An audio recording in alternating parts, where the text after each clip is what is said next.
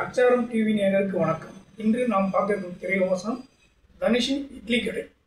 இந்த படத்தை தனுஷ் தயாரித்து இயக்கியிருக்காரு. நீங்கள் பார்த்தீங்கன்னா தனுஷ் நடிக்கிற படம் பார்த்தீங்கன்னா மற்ற டேஷில் பார்க்கும்போது ஒரு கமர்ஷியலாக படம் போவோம். ஆனால் தனுஷ் இயக்கம் அப்படின்னு சொன்னால் அந்த படம் கொஞ்சம் டிஃப்ரெண்ட்டாக இருக்கும். அதேமாதிரி வெற்றி படம் கொடுக்கறதுக்கு உண்டான அத்தனை வேலையும் அவர் செய்வார். இந்த படத்தையும் வெற்றி படமாக கொடுக்கறதுக்கு என்னென்ன பண்ணணுமோ அதெல்லாம் பண்ணியிருக்காரு. இந்த படத்தில் இட்லி கடை அப்படின்னு சொல்லும்போது அந்த படத்தோட கதை என்ன அப்படின்னு உங்களுக்கு தோணும். என்னென்னா ராஜ்கிரண் சார் தான் தனுஷுடைய அப்பா, கீதா கைலாஷ் வந்து அம்மா. அவர் வந்து சொந்த ஊரில் ஒரு இட்லி கடை வைக்கிறாரு. அந்த இட்லி கடை வந்து ஃபேமஸ்.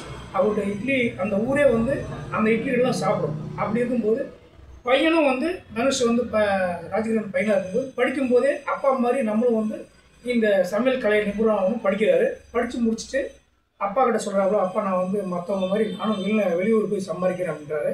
அப்பா ராஜ்கிரண் என்ன சொல்கிறாரு, வேணாம்ப்பா என் கூட நம்ம கடையை பார்த்து நல்லபடியாக இருப்பா அப்படின்றாரு.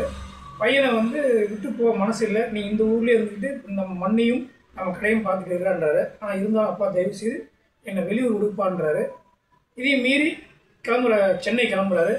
அப்பா வந்து பையனுடைய ஆசையை நம்ம கெடுக்க வேணான்னு சொல்லிட்டு சரி நல்லபடியாக போயிட்டு வாப்பான்றாரு. சென்னை வராரு. சென்னை வந்தவர் நல்ல ஹோட்டல் கலையில் நல்ல குணாகி பேங்காக் வரைக்கும் போயிடுறாரு. பேங்காக்கில் பார்த்தீங்கன்னா சத்யராஜ் சார் வந்து ஒரு பெரிய ஹோட்டல் கடை வச்சுருக்காரு. அதில் இவர் தான் அமைச்சு இப்போ தனுஷாவை அந்த அவருடைய நிறுவனம் சத்யராஜோட நிறுவனமே நல்லா இருக்குது. அவருக்கு ஒரு பொண்ணு இவருடைய திறமையை பார்த்துட்டு அந்த பொண்ணு இவரை கல்யாணம் பண்ணிக்க ஆசைப்படுது. தனுஷும் ஓகேன்றாரு. ஓகேன்னு சொல்லும்போது அவங்களுக்கு கல்யாணம் ஃபிக்ஸ் பண்ணுறாங்க. இதில் வந்து சத்யராஜ் சாருக்கு ஒரு பையன் இருக்கார். அவர் தான் அருண் விஜய். அருண் விஜய் வந்து என்னென்னா நிறைய தவறு செஞ்சுட்டு வருவார். அவர் சின்ன வயசுலேயே வந்து தட்டி கொடுக்கல, அடித்து வளர்க்கல யார் சத்யராஜ் சார். அதனால் வந்து அவருடைய கேரக்டரே வேறு மாதிரி இருக்கும். அப்போ இருக்கும்போது அவருக்கு வந்து தனுஷை வந்து மச்சான் அவருக்கு விருப்பம் இல்லை.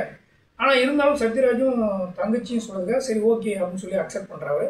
இப்போ இந்த சூழ்நிலையில் கல்யாணம் நடக்க வேண்டிய சூழ்நிலையில் ஊர்லேருந்து ஒரு ஃபோன் வருது தனுஷ் சாருக்கு. பார்த்தா அவங்க அப்பா இறந்துட்டாரு அப்படின்னு சொன்ன உடனே விஷயத்த சொல்கிறாரு. இப்போ கல்யாண சமயத்தில் போனீங்கன்னா இங்கே இருக்க நிலமை எனக்கு ஒரு மாதிரி ஆயிரும். அதனால் வந்து சீக்கிரம் கல்யாணத்துக்குள்ளே வந்துருங்கன்னு சொல்லி சொல்கிறாரு. இப்போ ஊருக்கு வராரு. ஊருக்கு வந்தோடனே அவங்க அப்பாவை அடக்கம் பண்ணுறாரு. அடக்கம் பண்ணும்போது இப்போ அந்த அப்பா வச்சுருந்த இட்லி கடையை என்ன பண்ணலான்னு யோசிக்கிறாரு. அந்த சமயத்துக்கு அம்மாவை இறந்துடுறாங்க. இப்போ அங்கேருந்து சத்யராஜோடைய பொண்ணும் சீக்கிரம் வந்துரு அப்படின்னு சொல்கிறாங்க. இங்கே இருக்கிற சூழ்நிலை அவரால் போக முடியாத சூழ்நிலை மாட்டுறாரு. இப்போ என்ன ஆகுதுன்னா அந்த இட்லி கடையை வேறு ஒருத்தர் கேட்குறாரு. அதாவது சமுத்திரக்கணி அந்த இட்லி கடையை கேட்குறாரு. இவர் நடத்தி வந்த இட்லி கடையை கேட்குறாரு. இவர் கொடுக்கலான்ற அளவுக்கு போயிடுறாரு. ஒரு கடத்துக்கு மேலே அப்பா ஞாபகம் வந்து இந்த இட்லி கடையை வந்து நான் போன பிறகு நீ தாண்டா பார்த்துக்கணுன்றாரு. அந்த சூழ்நிலை அந்த இட்லி கடையை அவரே நடத்த வேண்டிய சூழ்நிலை வருது. இப்போ வந்து அங்கே அப்பாவுக்கும் அம்மாவுக்கும் பாதுகாப்பாக இருக்கிற ஹீரோயின் நித்யா மேனன் அவங்க இருக்கிறாங்க.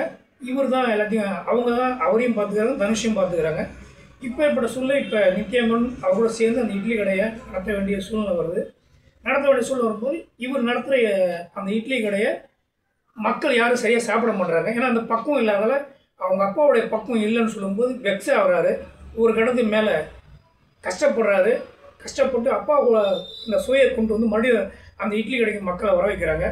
இப்போ வந்து வெளிநாட்டிலேருந்து ஃபோன் பண்ணுறாங்க. இப்போ வந்து சீக்கிரம் கல்யாணத்துக்கு வாங்கன்றாங்க. அப்போ வந்து இல்லை இனிமேல் போட்டு என்னால் அங்கே வர முடியாத சூழ்நிலை அப்படின்றாங்க.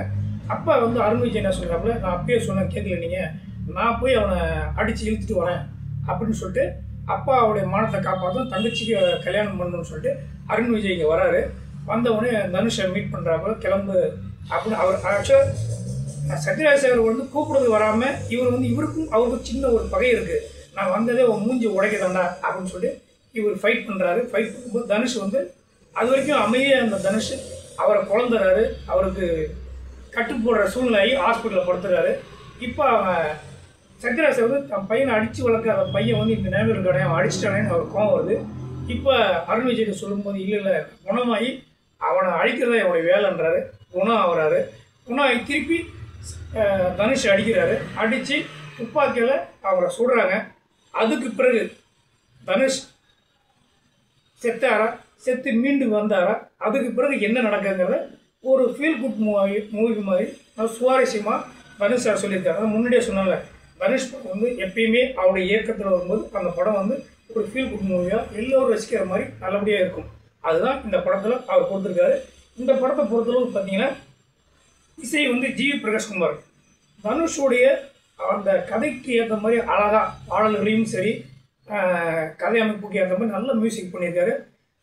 அந்த ஒரு சாங் பார்த்தீங்கன்னா ஒரு தனுஷ் பாடுற சாங், ஒரு திருவிழா சாங் பட்டையை கிளப்பியிருக்காங்க. அதுக்கு பிறகு கேமராமேன் கிரண் கௌசிக் அவர் சிறப்பாக படத்துக்கு ஒளிப்பதிவு பண்ணியிருக்காரு.